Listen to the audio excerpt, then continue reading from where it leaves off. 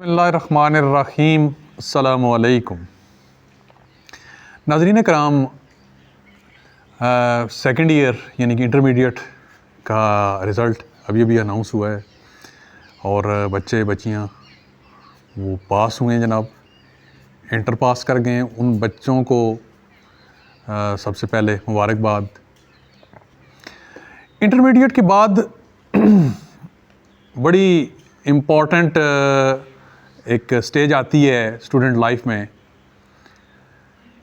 ہمارے دور تک تو یہ تھا کہ B A B S C ہوتا تھا، اس کے بعد لوگ ماسٹرز کی طرف جاتے تھے، ایم اے ایم ایس سی۔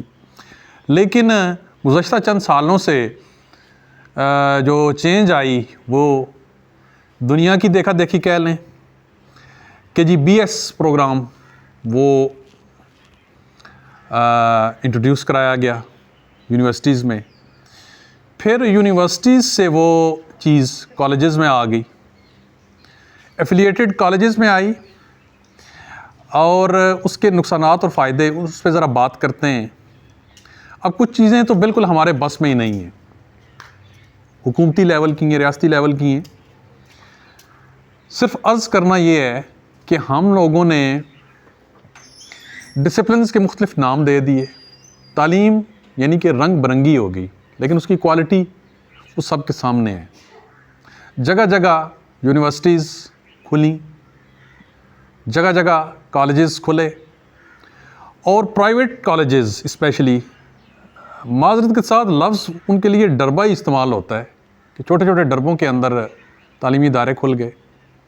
وہ تعلیمی ادارے ایفیلیٹڈ ہیں چھوٹی چھوٹی یونیورسٹیز سے، اور وہ یونیورسٹیز بھی بعض اوقات ہمیں صرف پلازوں کے اندر نظر آتی ہیں شہروں کے اندر۔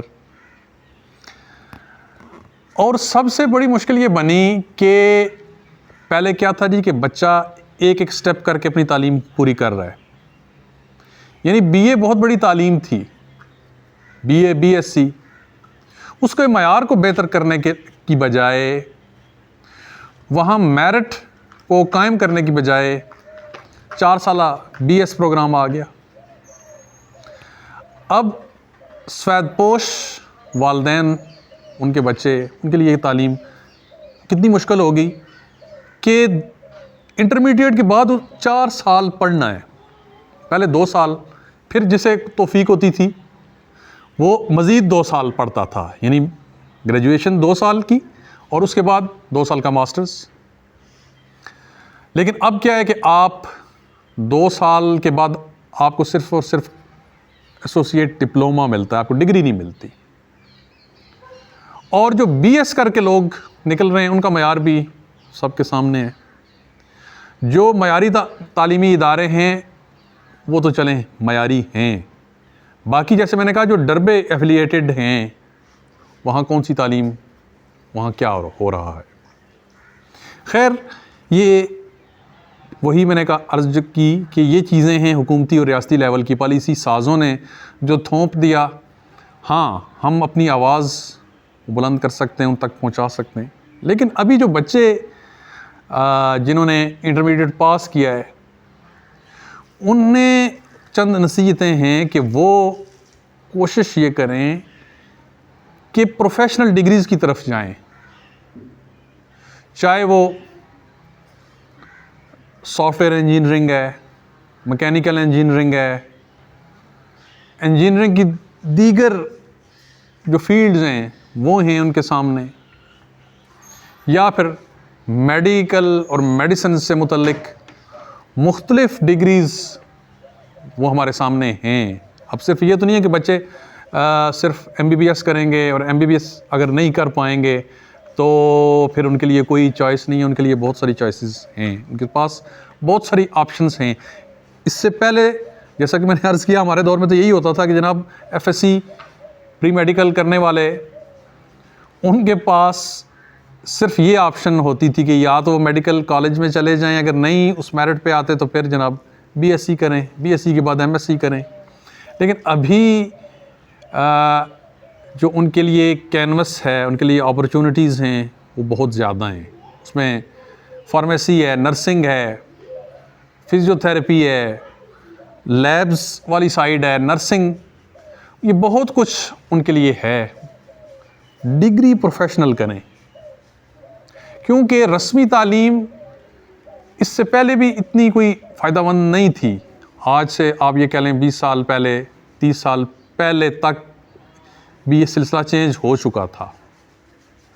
لیکن اب جو دور ہے وہ ہنر کا دور ہے. تعلیم کی اہمیت آپ ختم نہیں کر سکتے.